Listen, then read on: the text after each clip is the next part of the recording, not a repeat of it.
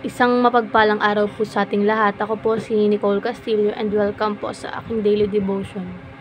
So, ang topic po natin ngayon is empowerment of service. So, kapag sinabing empowerment of service, it is one of the primary works of the Holy Spirit is to empower believers for service through the Holy Spirit.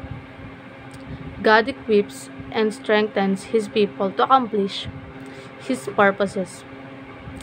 This empowerment is not merely for personal gain but to manifest God's presence and bless others.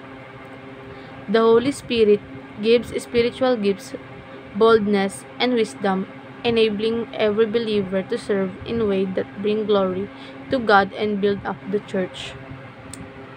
So, ayon po sa Acts chapter 1 verse 8, "But you will receive power when the Holy Spirit comes on you, and you will be my witness in Jerusalem, and in all Judea and Samaria, and to the ends of the earth." So, ayon po sa ating katuruan, every Christian is gifted to serve. So, lahat po tayong mga Christians is, kumbaga, may kanya-kanya, gifted tayong lahat. So, hindi lang basta-basta sa sisimba, napapakita ang pagsiserve kay God. Pwede rin tayo sa ating talento, sa pagkanta, sa trabaho, kahit anuman trabaho. Kumbaga doon mo napapakita as a Christian na yung pagsiserve mo kay God. So, kumbaga hindi lang siya sa simbahan ginagawa yung pagserve kay Kristo, kundi sa lahat ng bagay natin ginagawa. May talento man tayo or sa work natin.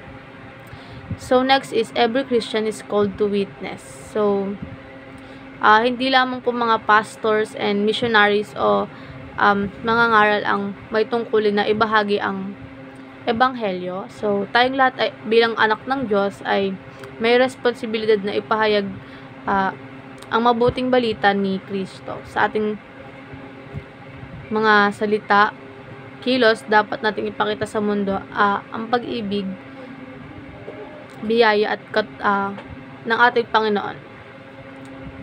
So, next is every Christian is enriched with potential. So, hindi ka nilikha ng Diyos nang wala kang layunin. May binigay siyang potentials sa iyo na maaari gamitin upang maabot ang mas mataas na antas ng paglilingkod at yung pag-worship mo kay God.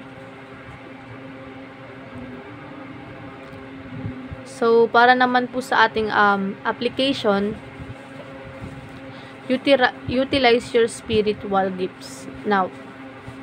Huwag mong hintayin ang tamang panahon para kumilos para sa Diyos. Ngayon ang tamang oras upang gamitin ng kanyang ipagamit ang kanya sa kanya ang iyong talento at kakayanan. So, maglingkod sa simbahan, tumulong sa nangangailangan at maging mapagpala sa iba. So, next is unveil the gospel and witness for Christ. So, huwag kang matakot o mahiya, ibahagi ang pananampalataya mo sa ating Panginoong Jesucristo sa pamamagitan ng iyong kwento ng pagbabago. Maaaring mahipo ng Diyos ang puso ng iba. Gamitin mong yung sarili mong buhay kung paano ka binago ng ating Panginoon bilang testimony sa iba. So, last is unleash your potential through total obedience.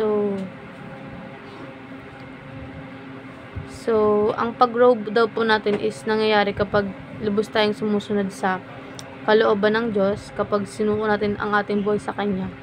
So, bubuksan niyang ang mas maraming oportunidad para lumago, magamit at pagpalain tayo ng higit pa sa ating inaakala. Ayun lang po, maraming salamat.